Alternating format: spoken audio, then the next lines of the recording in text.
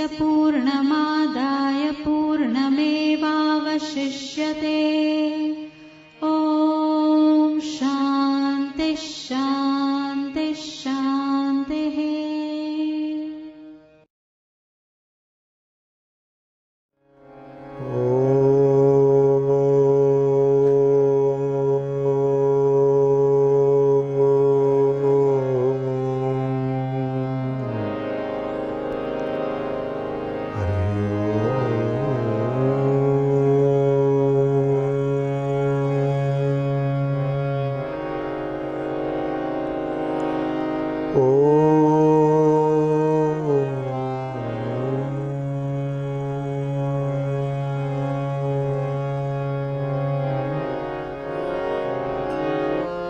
नमस्ते रुद्रमन्यव उतोत्थिखवे नमः। ॐ शान्ति शान्ति शान्ति। भद्रं नो अपि वातयमनः। ॐ शान्ति शान्ति शान्ति। आनन्दमानन्दकरं प्रसन्नं ज्ञानस्वरूपं निजभावैद्यं योगीन्द्रमिद्यं भवरोगवैद्यं श्रीसद्गुरुं नित्यमहं नमामि। देवी प्रपन्नार्ति हरे प्रसीद प्रसीद मातर्जगतोऽखिलस्य। प्रसीद विश्वेश्वरि पाहि विश्वं। त्वमीश्वरी देवी चराचरस्य। यं प्रव्रजन्तमनुपेतमपेतकृत्यं द्वैपायनो विरह कातर आजुहाव। पुत्रेति तन्मयतया तरवो विनेदु तं सर्वभूतहृदयं मुनिमानतोऽस्मि। सच्चिदानन्दरूपाय विश्वोत्पत्त्यादिहेतवे तापत्रय विनाशाय श्रीकृष्णाय वयं नमः।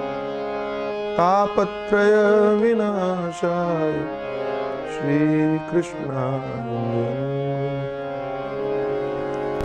राधे कृष्ण राधे कृष्ण राधे कृष्ण राधे कृष्ण राधे कृष्ण राधे कृष्ण राधे कृष्ण राधे कृष्ण राधे कृष्ण राधे कृष्ण राधे राधे राधे राधे राधे कृष्ण।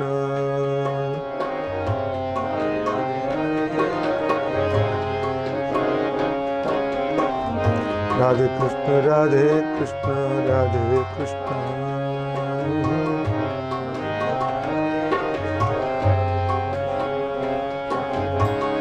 राधे कृष्ण राधे कृष्ण राधे कृष्ण।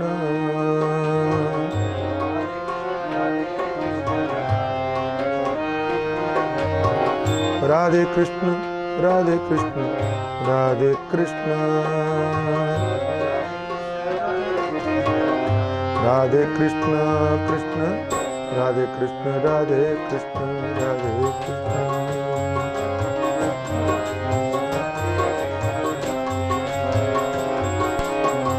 राधे कृष्ण राधे कृष्ण राधे कृष्ण।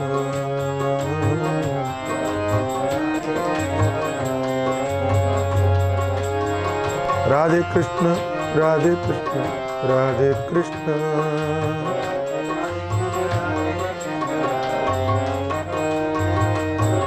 राधे कृष्ण राधे कृष्ण राधे कृष्ण। राधे कृष्ण कृष्ण राधे कृष्ण राधे कृष्ण राधे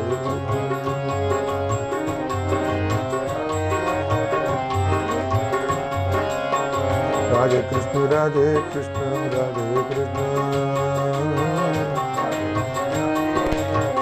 राधे कृष्ण राधे राधे कृष्ण राधे कृष्ण कृष्ण श्री राधा कृष्ण भगवान की जय सद्गुरुदेव भगवान की जय सच्चिदानंद भगवान की जय सनातन धर्म की जय नमः पार्वती पतये हर हर। 8वां 9वां श्लोक।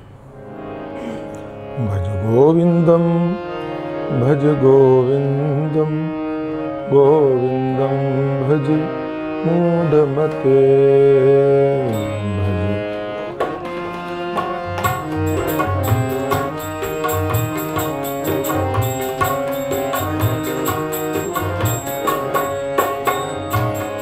भज गोविंदम भज गोविंदम गोविंदम भज मूढ़मते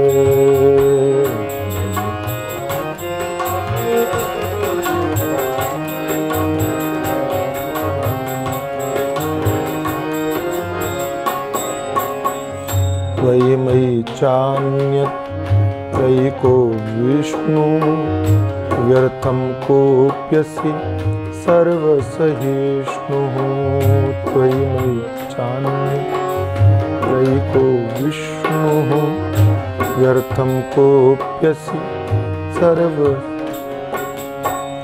सर्वस्मन्नपि पश्यात्मानं सर्वत्रोत्सृज भेदाज्ञानं सर्वस्मिन्नपि पश्यात्मानं सर्वत्रोत्सृज भेदाज्ञानं प्राणायामं प्रत्याहारं नित्यानित्य विवेक विचारं प्राणायाम प्रत्याहारं नित्यानित्य विवेक विचारं जाप्य समेत समाधि विधानं पूर्ववधानं माधवधानं जाप्य समेत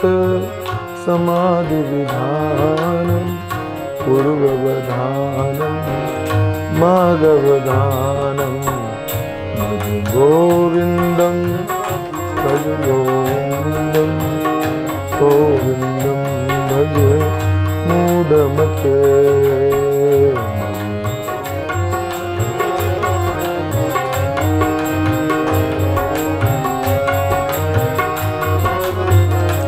जय जय भज गोविंदम भज गोविंदम गोविंदम भज मूढ़मते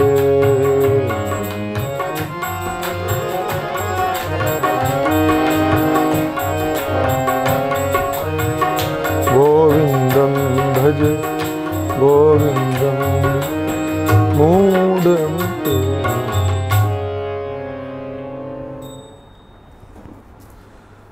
त्वयि मयि चान्यत्रैको विष्णु व्यर्थम कुप्यसि सर्वसहिष्णु।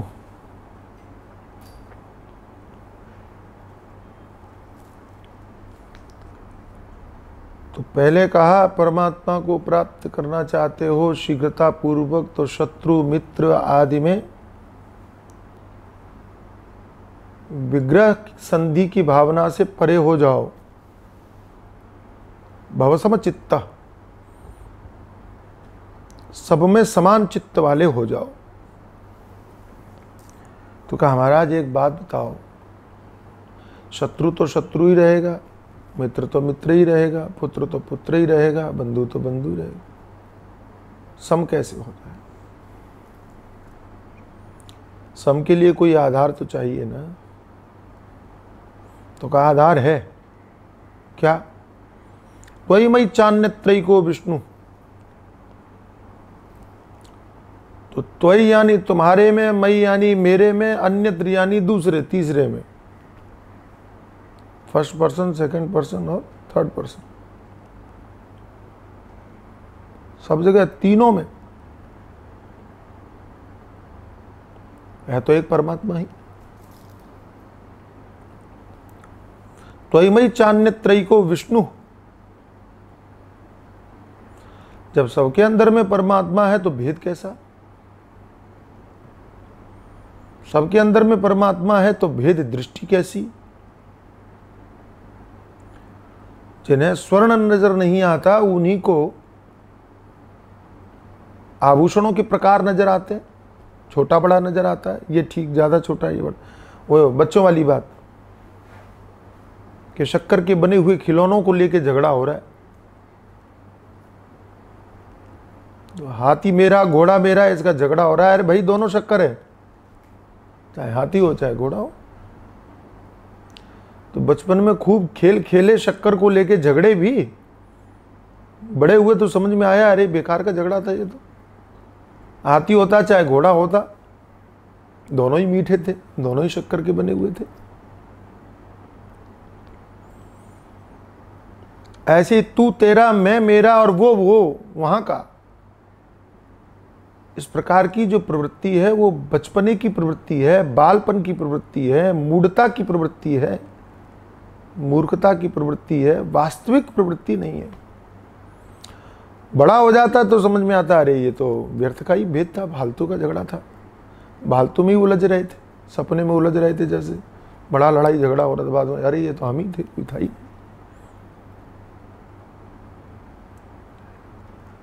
तो एक सर्वोच्च दृष्टि दी भगवान शंकराचार्य जी महाराज ने कि वास्तविकता यह है कि सब में वही एक तत्व है, इसलिए झगड़ा व्यर्थ का है। और जितने झगड़ रहे हैं सब व्यर्थ में झगड़ रहे हैं। जितने भी झगड़ रहे हैं उन झगड़ों का कोई अर्थ ही नहीं है तात्विक दृष्टि से। हाँ, फिर ध्यान रखना, फिर ध्यान रखना।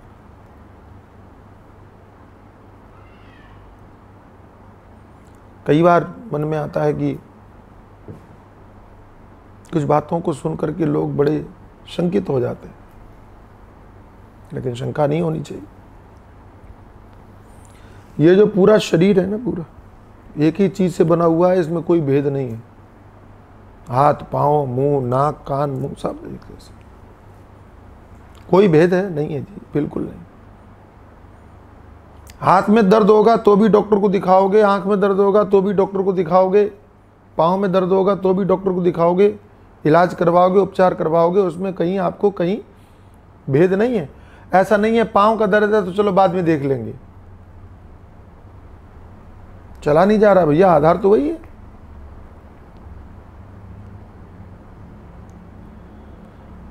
और समझना इस बात को कि कान में दर्द हो तो एक बार आदमी सोच भी ले, छोड़ भी दे। कान में सुनाई नहीं पड़ रहा है, कोई बात नहीं, हमको ही 3 महीने से नहीं सुनाई पड़ रहा है, 6 महीने से, तो आदमी सोच लेगा। हमारे गिरीश भाई लेके भी गए थे डॉक्टर के पास में, लेकिन फिर वो कोरोना आ गया, लॉकडाउन आ गया, तो सब वहीं ठप हो गया सब।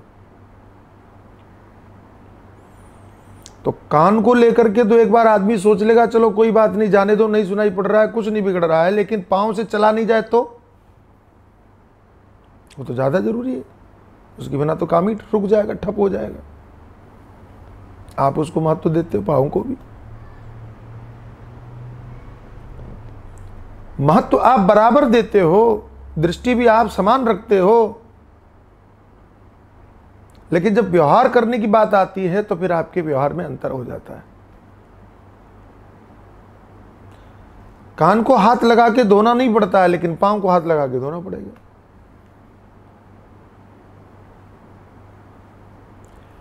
मुंह में हाथ डालोगे तो पहले हाथ धो तब मुंह में उंगली डालो, और पांव में हाथ लगाने के बाद हाथ धो। अच्छा, ये भेद जो आपने किया, क्या इससे पांव की और मुंह की महिमा कम हो गई? आपकी दृष्टि में भेदभाव आ गया? नहीं नहीं नहीं नहीं, आपको पूरे शरीर से उतना ही प्रेम है उसमें इतना भी अंतर नहीं है, लेकिन सबके प्रति समान दृष्टि रखने के बाद भी आपके व्यवहार में अंतर आ जाता है। तो व्यवहार में अंतर, आपकी भावना में अंतर नहीं है, आपके प्रेम में अंतर नहीं है, आपकी समदृष्टि में अंतर नहीं है। कहीं से भी आप आसन पर बैठते हो, बिस्तर पर बैठते हो, तो ये नहीं कि पैर बाहर रखो। हमारा शरीर तो ऊपर, सिर और ऊपर का भाग तो बिस्तर पर जाना चाहिए, पैर ऊपर नहीं आने चाहिए, ऐसा भेद तो नहीं करते आप। पैरों को भी समेट के बैठते हो, पैरों को भी बिस्तर पर लेके जाते हो। लेकिन जहां भेद करने लायक है वहां भेद करते हो। वो व्यवहार की मान्यता है। ऐसी सब में परमात्मा है, इसमें कोई भेद नहीं है। लेकिन जो आपके धर्म के पक्ष में नहीं है, उनसे व्यवहार कैसा होना चाहिए वो शास्त्र के अनुसार होना चाहिए। जो आपके देश के पक्ष में नहीं है, राष्ट्र के पक्ष में नहीं है, उनके साथ में व्यवहार ये दो सोच करके नहीं किया जा सकता कि अरे इनमें भी परमात्मा है, चलो गले लगा लो।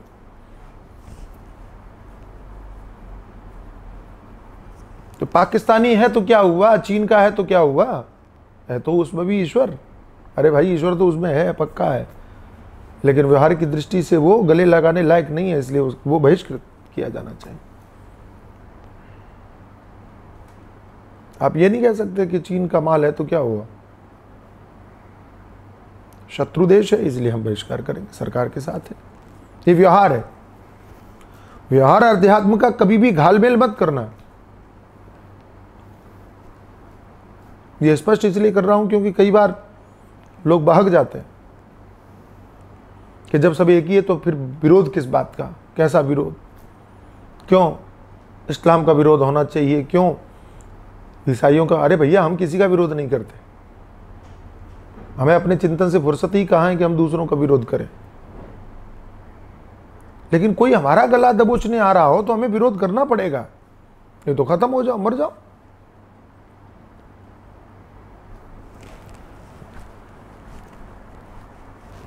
म्यांमार में एक बहुत विश्व प्रसिद्ध महात्मा हुआ, अभी है, नाम है विराथू।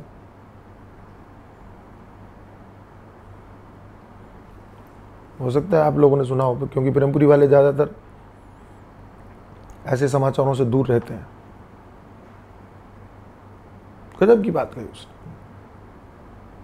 बोले आप कितने भी अहिंसावादी हों, आप कितने भी, और बौद्ध संत हैं वो, ध्यान रखना, युवा संत हैं, आप कितने भी अहिंसावादी हों, आप कितने भी पर्यावरण प्रेमी हों, आप कितने भी जीव जंतुओं के ऊपर दया करने वाले हों, लेकिन पागल कुत्ते के साथ में आप एक कमरे में नहीं रह सकते।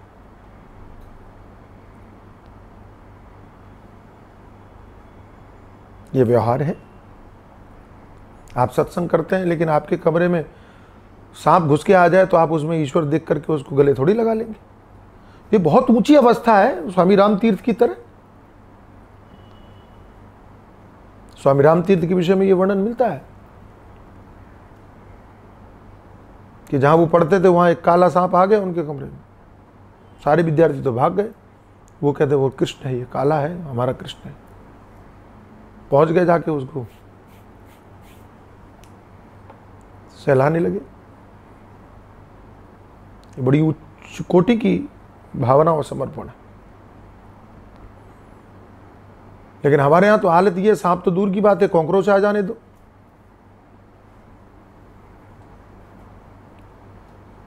हम ये नहीं कहते कि उसमें ईश्वर नहीं है। मच्छर भी आएगा, काटेगा आपको। अगर क्या बोलते हैं उसको, डेंगू हो गया तो क्या मच्छर में ईश्वर है इसलिए काटने दो? आओ आओ जी, तुमको, तुम्हारे अंदर तो भगवान है, आओ काटो। रामायण महर्षि थे, मैंने उनको पढ़ा कि उनके पांव में घाव हो गया। अजीब महात्मा भैया, अजीब अद्भुत संत। पांव में घाव हो गया तो कीड़े पड़ गए, उपचार नहीं करवाया, किसी ने कहा भी, बोले नहीं मर जाएंगे, कीड़े मर जाएंगे। और संभवतः मुझे विश्व में वो अकेला व्यक्ति ऐसा दिखाई पड़ा, अकेला। आज तक मैंने तो न सुना न देखा, आपने भी नहीं सुना होगा, कि उनके घाव के कीड़े नीचे गिर रहे थे पांव से, पांव में जहां घाव हुआ था वहां से वो कीड़े नीचे गिर रहे थे, वो उठा उठा के घाव में रख रहे थे। किसी ने पूछा क्यों, बोले ये आहार इनका यही है, नहीं खाएंगे तो मर जाएंगे।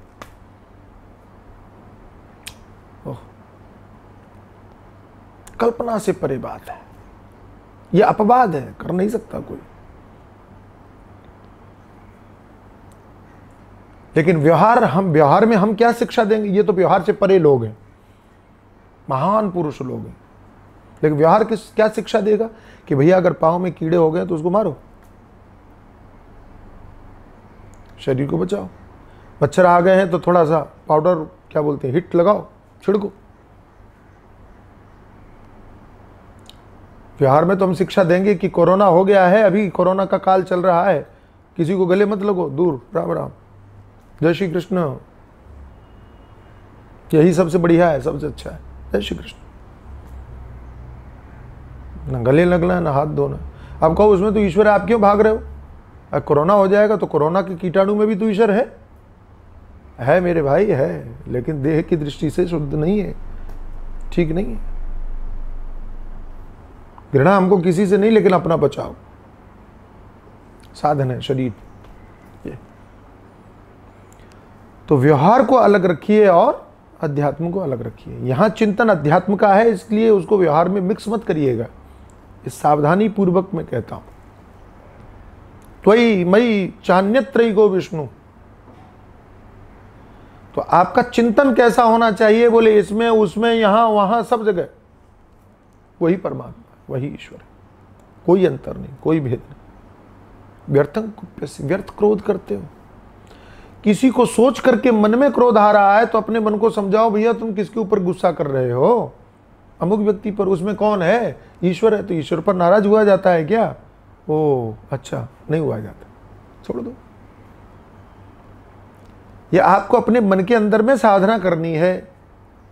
सामान्य रूप से व्यवहार करते हुए भी, उसका परित्याग करते हुए भी अपने अंदर में ये व्यवहार करना है कि वह है कौन? लीला। आपको आपकी भूमिका, जैसे फिल्म में एक भूमिका किसी को दी जाए कि जब शूटिंग ये बोला जाए, ओके, क्या बोलते हैं उसको, शूटिंग के लिए शॉट लेने के लिए बोलते हैं एक्शन। तो डायरेक्टर ने बोला एक्शन, तो आपने पंच मारा खींच के, और जहां शूट हो गया गले लगा लिया। दुश्मनी है क्या? नहीं, दुश्मनी नहीं है, वो भूमिका थी, उस भूमिका का आपने निर्वाह किया। ऐसे ही आप इस पृथ्वी पर, इस भूमि पर अपनी भूमिका को लेकर के आए हैं, आपको उस भूमिका का अनुपालन करना है। तो किसी का विरोध करना है, वो भी आपकी भूमिका है, किसका पक्ष लेना है, वो भी आपकी भूमिका है। आप हिंदू धर्म के सनातनी हैं, ये भी आपकी भूमिका है। आप भारत देश के हैं, ये भी आपकी भूमिका है। उस भूमिका का आपको निर्वाह करना है। अंदर से आपको किसी से द्वेष और राग नहीं रखना है। हमारे पूज्य स्वामी अखंडानंद सरस्वती जी महाराज कहते थे कि राष्ट्र भावना की दृष्टि से भारतीय होना एक अलग बात है, आपको गौरव है, होना चाहिए, लेकिन तटस्थ दृष्टि से देखो जरा, व्यापक दृष्टि से, तो भारत क्या है, पाकिस्तान क्या है, चीन क्या है? एक सीमा, एक रेखा ही तो है। किसी आदमी ने खींच दी ये रेखा, ये भारत हो गया, ये पाकिस्तान हो गया, दोनों ही जमीन है, दोनों ही पृथ्वी है। और पाकिस्तान से 50 वर्ष पूर्व, 70 वर्ष पूर्व पहले भारत ही था। तो केवल एक लकीर खींचने से ये भारत हो गया, ये पाकिस्तान हो गया। पूरी पृथ्वी कौन सा देश, काय का देश, कैसा देश, कहां का देश? सब पृथ्वी ही है। हमने ही अपनी सीमाएं फैला करके और सीमाएं बांध करके झगड़े के लिए प्रेरित हो गए। इसलिए हमने कहा वसुधैव कुटुंबकम, पूरी पृथ्वी हमारा परिवार है। हमने ही व्यापक दृष्टि रखी और किसी ने नहीं रखी, सबने सीमित दृष्टि रखी। इस्लाम वालों ने कहा कि जो अल्लाह को माने, खुदा को माने, वही हलाल है, वही सही है, वही ठीक है, जो नहीं माने वो काफिर है, और जो खुदा की इबादत करेगा वही जन्नत में जाएगा, बाकी सब जहन्नुम में जाएंगे। तो ईसाइयों ने भी कहा कि जो चर्च जाएगा वही हेवन में जाएगा, कहाँ, स्वर्ग में जाएगा।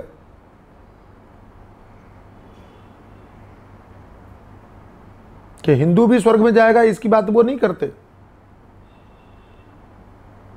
कि हिंदू भी जन्नत में जाएगा इसकी बात वो नहीं करते। लेकिन हमने कहा सर्वे भवन्तु सुखिनः सर्वे सन्तु निरामयाः। इस्लाम ने मुसलमान बनाए, चर्च ने ईसाई बनाए, वेदों ने, मंदिरों ने मनुर्भव कहा, मनुष्य बनो। हमने सीमा नहीं बनाई, मनुष्य बनो। और सर्वे भवन्तु सुखिनः कहा, सब सुखी हो। हमने तो मनुष्य से भी ऊपर कर दिया, प्राणी मात्र सुखी हो, प्राणी मात्र। सर्वे भवन, हमने ये भी नहीं कहा कि मनुष्य सुखी हो ना, पशु भी सुखी हो, पक्षी भी सुखी हो, कीड़े भी सुखी हो। इसलिए मैं गौरवपूर्वक कई बार कहता हूं कि चींटियों को भी, कीड़ियों को भी आटा खिलाने के संस्कार हम में है, मछलियों को भी आटा खिलाने के संस्कार हम में है। दूसरे तो मछली काट के खा जाए, हमने कहा मछलियों को आटा खिलाओ। कबूतरों को भी दाना डालने के संस्कार हम में है। अपने साथ साथ हम संपूर्ण जगत के कल्याण की कामना करते। सर्वे भवन्तु सुखिनः सर्वे सन्तु निरामयाः सर्वे भद्राणि पश्यन्तु मा कश्चित् दुःख भाग् भवेत्। सभी सुखी होवें, सदा होवें, सभी निरोग। हम ये नहीं कहते कि हम कोरोना से बच जाए, पूरी दुनिया मर जाए, नहीं, हम तो कहते हैं पूरा विश्व निरोग हो जाए। इसलिए जब हमको योग की विधा मालूम हुई तो हमने योग को अपने तक सीमित नहीं रखा, हमने विश्व में फैलाया कि भाई तुम भी स्वस्थ हो जाओ। ये नहीं है कि इसमें हमारा पेटेंट है, इसलिए इसका उपयोग हम ही करेंगे, तुमको करना है तो पैसा दो। हमने कोई कॉपीराइट नहीं रखा। गजब देखिए आप, क्योंकि हम उदारवादी हैं, क्योंकि हम सबके कल्याण की कामना करते हैं। हमने अपने ज्ञान पर पेटेंट नहीं रखा, हमने अपने ज्ञान पर कॉपीराइट नहीं रखा, हमने अपनी किसी भी विधा पर पेटेंट और कॉपीराइट नहीं रखा, क्योंकि कमाई की धारणा नहीं थी ऋषियों में। हमारे यहां तो कई ग्रंथ ऐसे मिलेंगे जिसमें ऋषि का नाम ही नहीं, किसी ने लिखा पता नहीं। आप बता दीजिए कि उपनिषद किसने लिखे, कि वेद किसने लिखे? ऋषियों ने मंत्र से देखा, किसी ने यह नहीं लगा कि यह दावा नहीं किया कि मेरा लिखा हुआ है। कल्याण होना चाहिए, जगत कल्याण होना चाहिए, लोगों का कल्याण हो। और उन्होंने ये नहीं कहा कि ये मेरा लिखा हुआ है इसलिए इसको जो भी छापेगा या जो भी पढ़ेगा उसका हर्जाना या उसका पैसा, कॉपीराइट का पैसा उसके परिवार को मिलते रहना चाहिए। कोई पैटर्न नहीं, लोगों का कल्याण हो, ये हमारी भावना थी, है, रहेगी। मूलतः यह दृष्टि बड़ी व्यापक दृष्टि है कि हम पृथ्वी को वसुधा मानते हैं, परिवार मानते हैं, लेकिन अपने ही परिवार में किसी को कोरोना हो जाए तो उसको गले नहीं लगाते, उसको हॉस्पिटल ले जाते हैं इलाज करवाने के लिए। ऐसे इस पृथ्वी पर जिसको हम परिवार मानते हैं, हमारे ही धर्म के विरुद्ध, हमारे ही संस्कार के विरुद्ध, हमारे ही आचरण के विरुद्ध, हमारी ही उदारता के विरुद्ध अगर कोई दिखाई पड़ेगा तो उसको गले नहीं लगाएंगे, उसका उपचार करवाएंगे, इलाज करवाएंगे। उपचार भी कई तरह का होता है। अगर पांव में गैंग्रीन हो जाए तो दवाई से ठीक नहीं होता, तब डॉक्टर कहता है इसको काटना पड़ेगा। तो शरीर को बचाने के लिए आपको पैर भी कटवाना पड़ता है। ऐसे ही संपूर्ण विश्व में जो आपका परिवार है, उस परिवार में अगर किसी एक समूह को गैंग्रीन हो जाए तो उसका विनाश भी करना पड़ता है, हटाना पड़ता है। लेकिन वास्तविक दृष्टि, चिंतन की जो दृष्टि है वो ये है, क्या?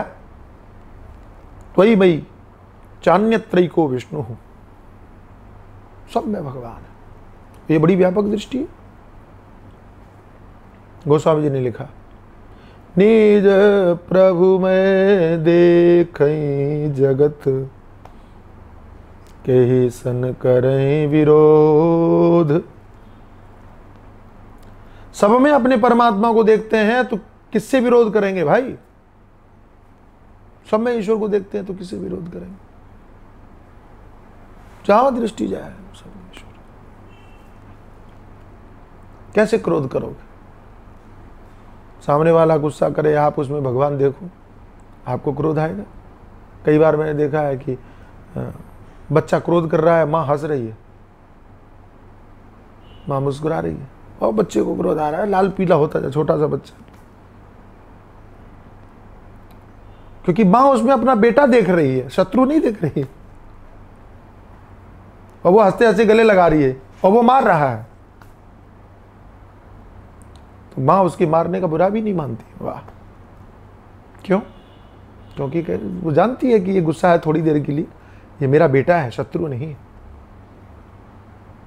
ऐसी भक्त देखता है कि ये जो नाराज हो रहा है ना, अंदर तो परमात्मा ही है इसके, क्या नाराज होना, क्या बिगड़ना। कठिन चीज है लेकिन अभ्यास की चीज है, कठिन चीज है लेकिन वही अभ्यास है न तो कौनते वैराग्य न च गृह्यते। बार बार अभ्यास करने से, बार बार अभ्यास करने से उस स्थिति को प्राप्त किया जा सकता है। यह अभ्यास करना पड़ेगा आपको, कहने से काम नहीं चलेगा। प्रैक्टिकल, मैंने एक दिन कहा था कि जो चीजें हम पढ़ते हैं उनको प्रैक्टिकल करना चाहिए। परमात्मा को देखना शुरू करो, अपने पड़ोसी में परमात्मा को देखना शुरू करो। प्रेमपुरी में जहां सत्संग सुनते हो उसी के बगल में जो बैठता है उसमें ईश्वर, इसमें ईश्वर है, देखना शुरू करो। बड़ा कठिन काम है। अच्छा एक बात है, सब में भगवान दिख जाए, अपने पड़ोसी में नहीं दिखता, उसमें डाह भाव पैदा होता है। ये इसको यहीं बैठना था आगे, उससे प्रेम नहीं हो पाता, उसी से करना शुरू करो, वहीं से अभ्यास शुरू करो। और मैं आपसे निवेदन करता हूं, आप प्रेमपुरी में आते हो, अभी तो कोरोना है नहीं आते हो, जब भी आओ, आते हो, जिससे भी आपको नफरत जैसी होती हो, ऐसा भाव पैदा होता हो, इसको देख करके हमको बुरा लगता है, ये ठीक नहीं, उसी में ईश्वर को सबसे पहले देखना आरंभ करो। अभ्यास करना है तो करो, चिंतन बनाओ, याद करो कि कौन आपको अच्छा नहीं लगता, ये उसमें भी ईश्वर है। कैसा खेल खेल रहा है परमात्मा हमारे साथ में, देखो उसमें भी ईश्वर है। हे प्रभु, वही वाली बात कि रामकृष्ण देव और उनको किसी ने छल करके एक वेश्या को उनके कमरे में भेज दिया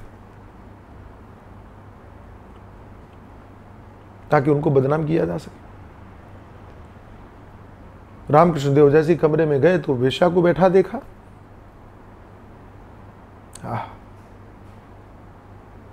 और देखते ही वो गए, उसकी गोदी में जाके लेट गए, गोदी में जाके लेट गए वेश्या की। क्या बोले मालूम है? बोले, मां तो किसी भी रूप में आए मैं तुझे पहचान लूंगा। हाँ, अब बताइए वेश्या क्या करेगी कि कोई क्या करेगा? जहां इतनी महत्व की दृष्टि हो। और यह शब्द याद रखना कि मां, कि प्रभु तू किसी भी रूप में आए मैं तुझे पहचान लूंगा। इसी का तो अभ्यास करना है जीवन को बनाने के लिए, इसी का तो चिंतन करना है जीवन को बनाने के लिए। यही जीवन को संवारने की बातें हैं, यही आपको बिल्डअप करेंगे, आपके विचार को, आपके विवेक को ऊपर लेकर के जाएगी। बहुत कुछ सुनने के बाद में भी, और अगर हमारे अंदर में राग द्वेष भरा हुआ है, ये ठीक नहीं है, ये बहुत अच्छा है, ये ठीक नहीं है, इससे हमारे चिंतन को पोषण नहीं मिलेगा। आपने बहुत बढ़िया सुना है, सुन रहे हो, सुनते हो, श्रवण करने में कहीं दिक्कत नहीं है, जानकार हैं आप, लेकिन चिंतन शैली को ऊंचा बनाने के लिए जो पोषण चाहिए वो पोषण नहीं मिल पाता है क्योंकि हम अभ्यास नहीं करते। उस अभ्यास की आवश्यकता है। निज प्रभु में देखे जगत कैसन करे विरोध। जब भी किसी व्यक्ति को देख करके आपके मन में क्षोभ हो, क्षोभ ये ठीक नहीं है, तुरंत याद करो, अरे ये तो ईश्वर है, इसमें परमात्मा है, भूल रहे हो, क्यों ठीक नहीं है? इसके अंदर भगवान है, इसके अंदर परमात्मा है, हमारा ईश्वर जिसकी हम पूजा करते हैं, वही नंदनंदन, वही श्याम सुंदर, वही अखिल कोटि ब्रह्मांडाधिनायक परात्पर तत्व परमात्मा, वही हमारा प्रियतम, इसमें नहीं है क्या?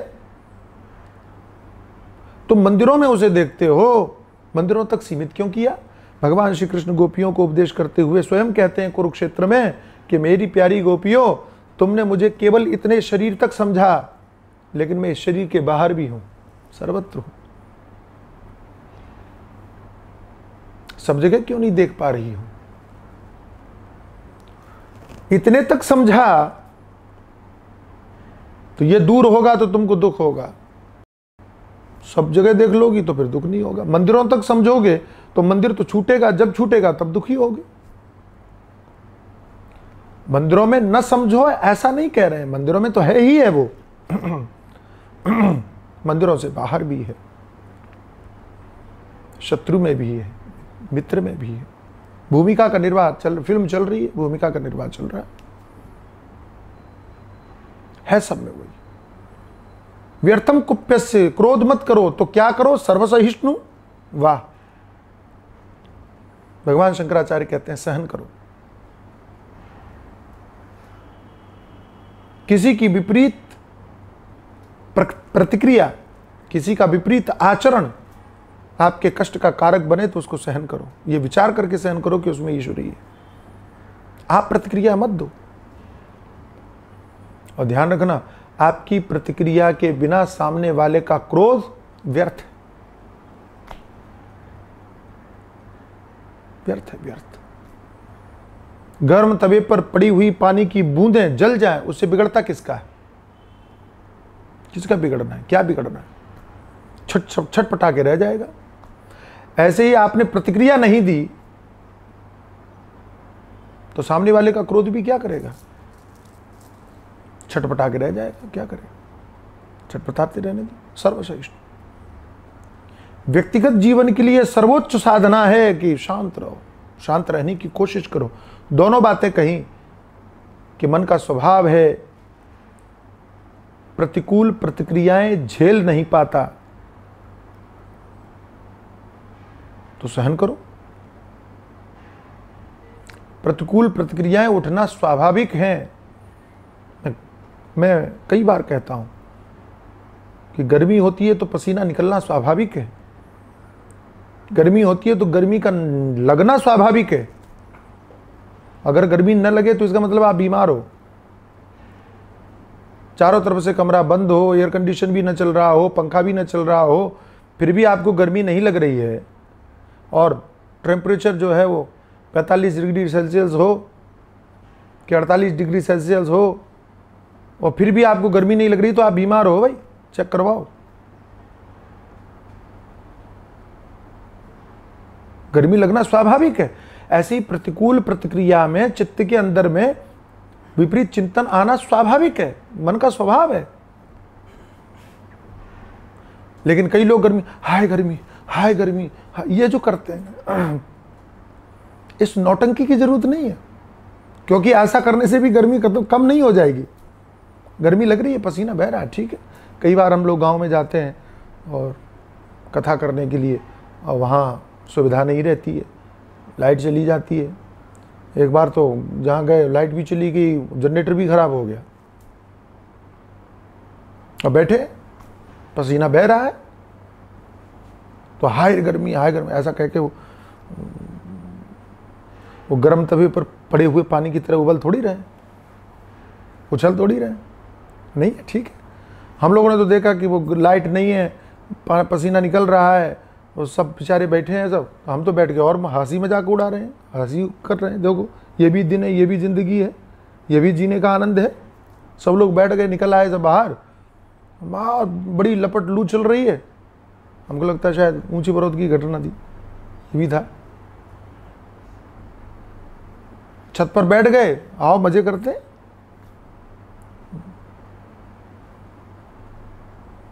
तो विपरीत परिस्थिति को भी आप अपना मनोरंजन का साधन बना लो, यह साधुता है। और विपरीत परिस्थिति में हाय रे हाय ये ठीक नहीं हुआ, हाय रे ये ठीक नहीं हुआ। मानसरोवर गए और एक माता जी इसलिए लड़ाई करने लगी कि आपने कहा था बाजरे की रोटी देंगे, क्यों नहीं दिया। मैंने कहा हद हो गई देवी, हद हो गई। बाजरे की रोटी खानी थी तो यहाँ क्यों आई, तू घर में ही रहती भाई। मानसरोवर में जाके, कैलाश मानसरोवर में भगवान शंकर का दिव्य स्वरूप दर्शन करते हुए, और आप इसलिए झगड़ा करें कि बाजरे की रोटी नहीं मिली, तो आप सोचिए कि विचार का स्तर क्या होगा।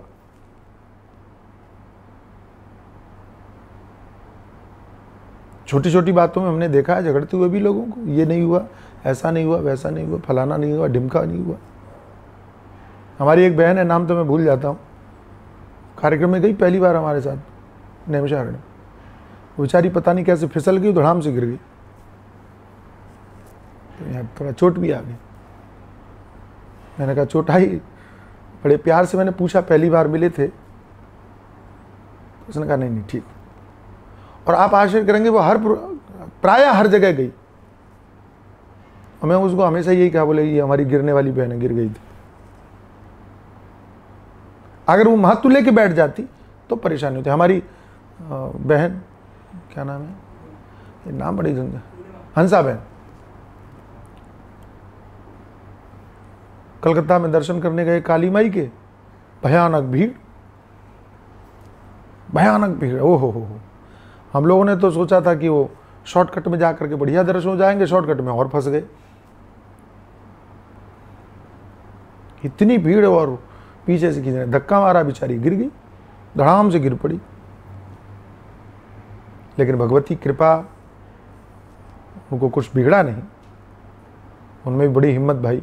हमारी सारी बहनें थी, सबने घेर लिया उनको, सुरक्षित वापस आ गई। लेकिन उसने एक बार शिकायत नहीं की कि अरे बुरा हुआ। हमने कहा भी, बोले स्वामी जी ठीक है, बच गए, कुछ नहीं हुआ, लेकिन हो सकता था। विपरीत परिस्थितियों में भी आपको ये याद रहे। हमारी वो पूर्णिमा जगन्नाथपुरी में तो समुद्र में ही बह गई होती, बच गई। 3-3, 4-4 लोगों ने उसको पकड़ के बचाया। लेकिन अच्छा ये लगा कि उसने कहा कि स्वामी जी, मैंने कहा क्या, तो कहा कि दुख ये हुआ कि उस समय मुझे भगवान क्यों नहीं याद आए। ये अच्छा लगा कि आप उस विपरीत परिस्थितियों में कुछ और न सोच करके ये सोच रहे हैं कि आपको भगवान नहीं याद आए, क्यों नहीं याद आए। ये अच्छा चिंतन है। उस समय याद नहीं आए, यही याद करते रहो तो याद रहेंगे, आगे याद रहेंगे। विपरीत परिस्थितियों के सामने समर्पण मत करो, ये मैं कहता हूं। आप अड़े रहो, आपका स्टैंड बना रहना चाहिए, कुछ भी हो जाए। हमारी संस्कृत की एक बहुत प्यारी कहावत है, कार्यम वा साधयामि शरीरम वा पातयामि। अंग्रेजी में इसी को डू और डाई कहते हैं, करो या मरो, करेंगे या मरेंगे। और मैं हमेशा कहता हूं कि जब भी आप बोलते हो करेंगे या मरेंगे, तो आप ऐसे लोग ऐसा जो बोलते हैं, ऐसा जो ठानते हैं, वो लोग करके ही जाते हैं, मरते नहीं है। और आपको एक बात बताऊं, ऐसे लोग जो ये ठान लेते हैं कि करेंगे या मरेंगे, वे मर करके भी नहीं मरते, वे अमर हो जाते हैं। प्रहलाद अमर हो गए क्योंकि ठान लिया था करेंगे या मरेंगे। मीरा अमर हो गई क्योंकि ठान लिया था करेंगे या मरेंगे। ध्रुव अमर हो गए, हरिश्चंद्र अमर हो गए। ये जितने भी नाम हम गिनते हैं, ये सब अमर हो गए। करने मरने का निश्चय किया था, ये नहीं कि सोने लगे कि छोड़ दिया, ठीक है जाने तो बहुत हो गया, कोई मतलब नहीं। और ध्यान रखना, महत्वपूर्ण बात है कि साधना में कभी अति नहीं होती, कि अंत नहीं आता। ये नहीं कह सकते कि बहुत हो गया, करते रहो। कब तक? जब तक सफलता न मिले। इसकी कोई सीमा नहीं है। हमारे गुरुजी कहते हैं, एक बात पक्की तरह तौर पर समझ लेना कि अगर आप जमीन खोदते रहे खोदते रहे खोदते रहे खोदते रहे खोदते रहे तो पानी जरूर मिलेगा। हो सकता है कि ज्यादा खोदना पड़े, लेकिन पानी मिले ही नहीं, ये संभव नहीं है। तो हो सकता है कि हम लोग गलत जगह पर खोद रहे हैं। कई बार ऐसा होता है ना, गलत जगह खुदाई करने लगे पानी नहीं होता है। हमारे आश्रम में ईश्वर की ऐसी कृपा हुई कि हम लोगों ने खोदा तो 60 फीट पे पानी निकल आया। हमारे देखा देखी हमारी सोसाइटी में दूसरे लोगों ने खोदा तो 500 फीट पे भी पानी नहीं निकला। कहाँ 60 फीट और धूल धूल निकली, कहाँ 60 फीट और कहाँ 500 फीट। लेकिन मेरा मानना है कि और खोदते तो हो सकता है 10 फीट बाद में निकल भी आता, निकलेगा जरूर, ये गारंटी है, क्योंकि पानी तो है ही है सब जगह। कौन सी जगह खोद रहे हैं? तो हो सकता है कि जिनको जल्दी सफलता न मिले तो बंजर भूमि हो, थोड़ा टाइम लगेगा। लेकिन जिनकी भूमि सही होती है, ऐसे ध्रुव को 6 महीने में सिद्धि हो जाती है, 6 महीने में परमात्मा मिल जाता है, 6 महीने में सफलता मिल जाती है। शबरी को थोड़ा टाइम लगता है, पूरा जीवन गुजर जाता है, व्यतीत हो जाता है, और मृत्यु निकट होती है। ठीक यमदूत से पहले भगवान आते हैं, देखो आप। लेकिन फिर भी शबरी प्रयास नहीं छोड़ती, प्रयत्न नहीं छोड़ती, विश्वास नहीं छोड़ती, धैर्य नहीं छोड़ती, सतत क्रियाशील है। और ध्यान रखना, धैर्य नहीं छोड़ती, विश्वास नहीं छोड़ती, और एक बार भी शिकायत नहीं करती कि हे प्रभु इतनी जिंदगी गुजर गई, इतना समय गुजर गया, अब कब आओगे? अब तो मौत आ रही है कि मौत आने वाली है। वाह क्या बात! वो शबरी शिकायत नहीं करती, कर्म करती है। हम भी भगवान से, अच्छा हम लोग तो शिकायत बहुत जल्दी करने लगते, थोड़ा भी वो पेंडुल इधर से उधर हिला, हे भगवान ये पूजा का क्या मतलब हुआ, ये तो पेंडुल हिल गया। आपके जप का क्या मतलब हुआ था, ये जप ये इतनी पूजा पाठ करने के बाद में भी ये दुख क्यों आया? अरे भाई प्रहलाद को भी तो पूछ लो, मीरा को भी तो पूछ लो, शबरी को भी तो पूछ लो, ध्रुव को भी तो पूछ लो। उनके जीवन में कितनी कठिनाइयां थी, हम थोड़े से हिले नहीं कि तुरंत भगवान की तरफ। इतनी पूजा पाठ का क्या फायदा? तो तुम पूजा पाठ इसलिए कर रहे थे क्या कि सारी प्रकृति को तुम संतुलित कर लोगे? इतनी पूजा पाठ किया, कोरोना हो गया, क्या फायदा? कई लोगों ने कहा इतना पूजा पाठ चल रहा था मंदिरों, क्या फायदा, इतनी बड़ी बीमारी। तो मंदिरों में बीमारी नहीं आएगी मंदिर जाने से, ये किसने कहा था? तो फिर मंदिर जाते क्यों थे? अपनी आस्था का निर्माण करने के लिए, अपने अस्तित्व को बचाने के लिए, अपनी धार्मिक आस्था को बचाने के लिए। भगवान ने तो कहा नहीं था कि तुम आओ, हमें ही गए।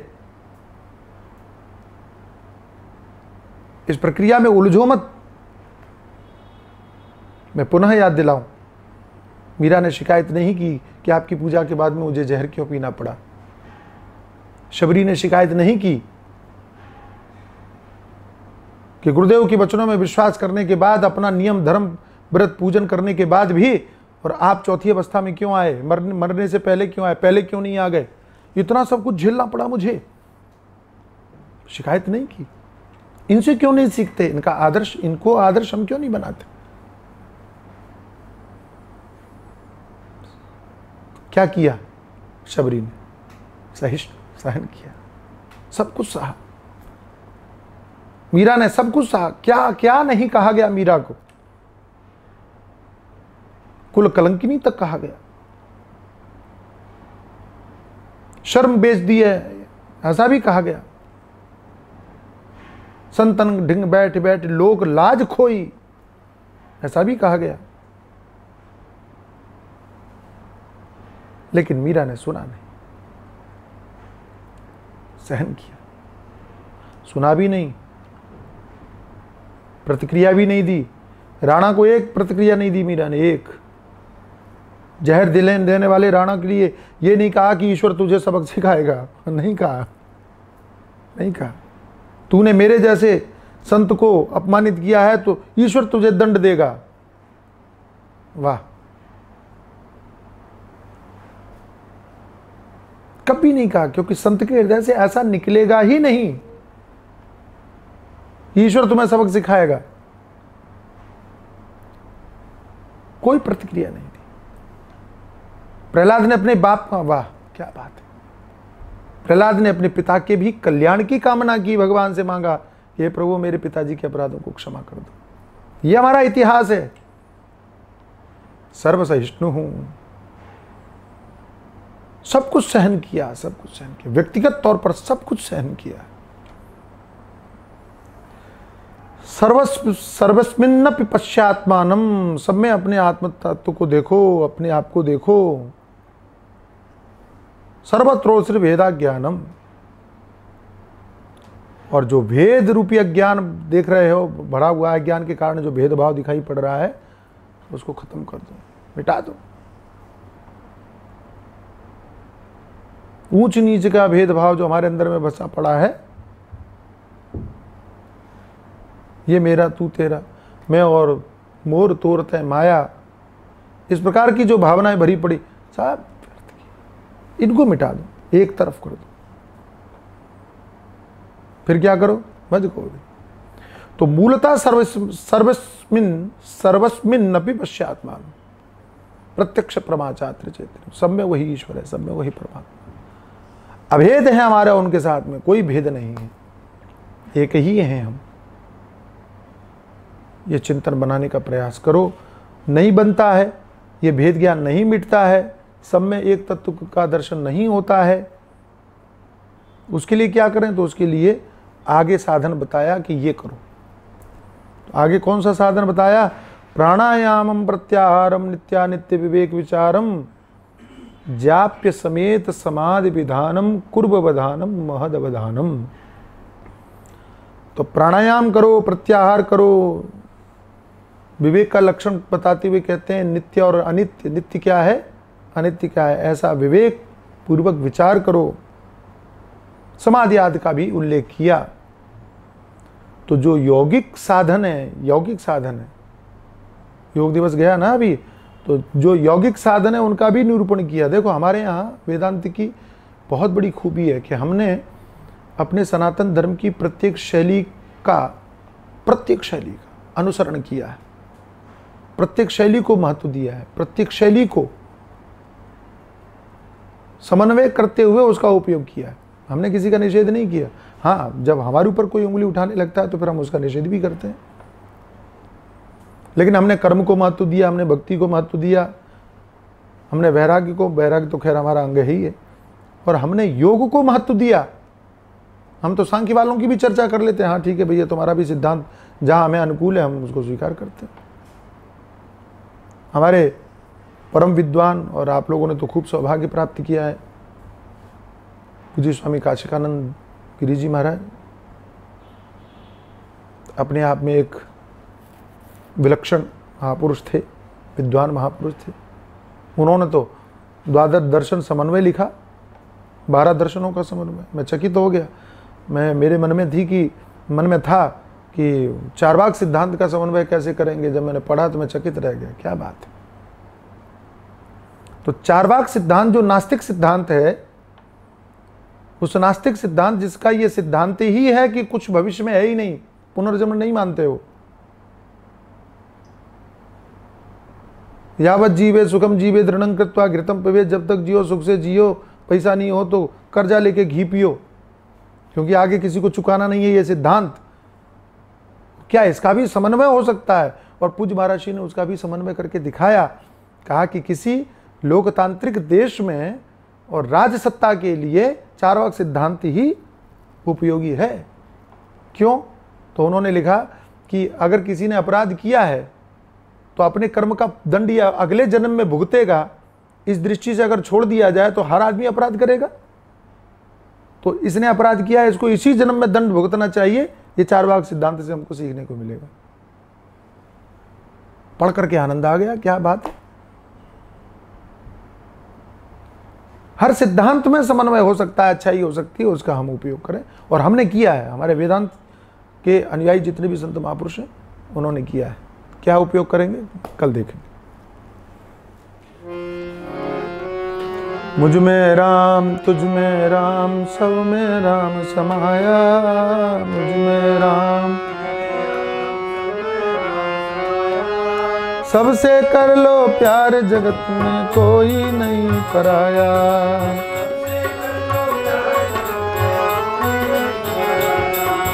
मुझ में राम तुझ में राम सब में राम समाया,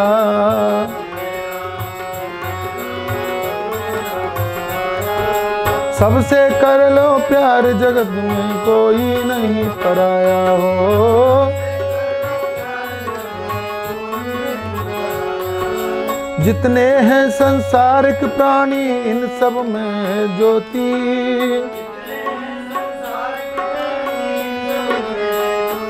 ओ जितने हैं संसारिक प्राणी इन सब में ज्योति।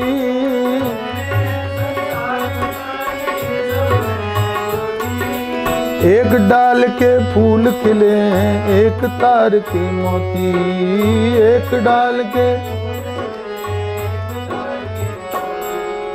उस कारीगर ने हम सबको एक मिट्टी से बनाया।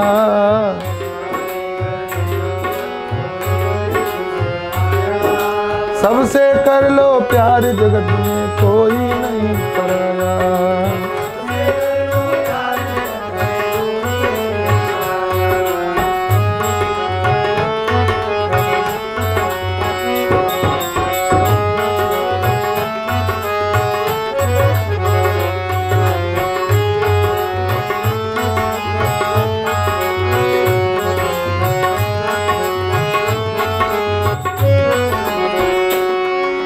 एक बाप के सब हैं बेटे एक हमारी माता,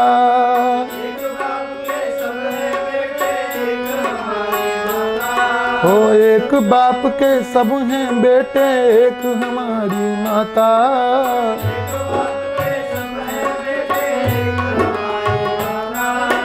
दाना पानी देने वाला एक वही है दाता।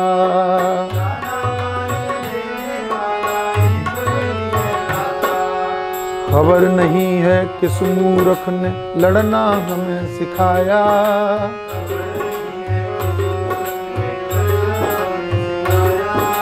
सबसे कर लो प्यार जगत में कोई नहीं पराया हो।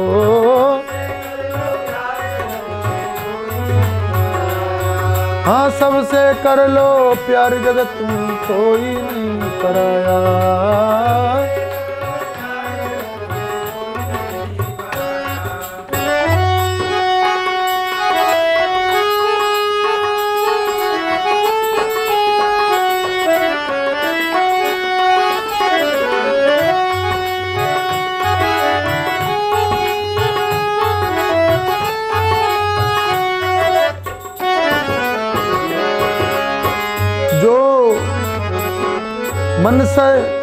मन से सबका हित चाहो और तन से करो भलाई।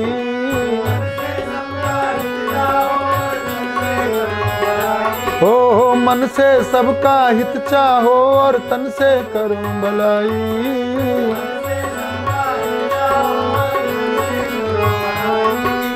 जो ना करे भलाई उसका मोल नहीं एक पाई।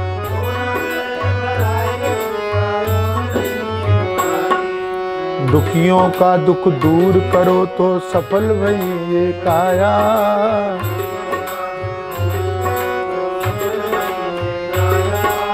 सबसे कर लो प्यार जगत में कोई नहीं पराया हो।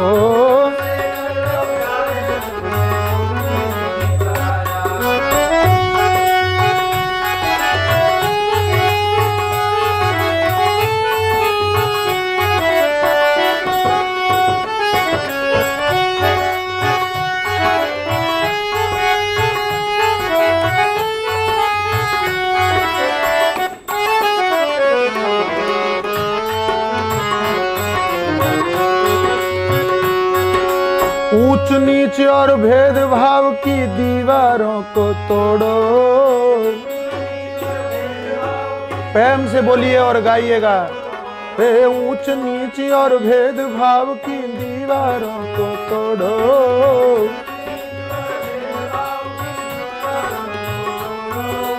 बदला जग है तुम भी बदलो, बुरी आदतें छोड़ो। एक बार और गाइए। ऊंच नीच और भेदभाव की दीवारों को तोड़ो,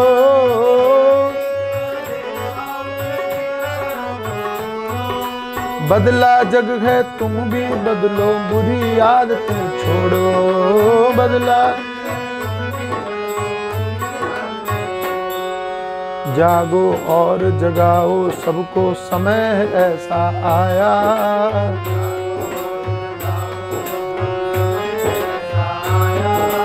सबसे कर लो प्यार, जगत में कोई नहीं पराया हो।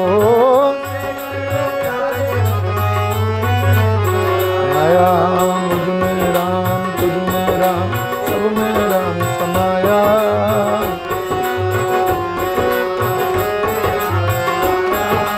सबसे कर लो प्यार, जगत में कोई नहीं पराया।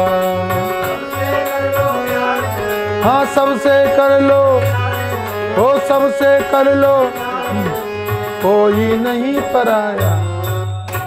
सद्गुरुदेव भगवान की। ओम शांति शांति शांति।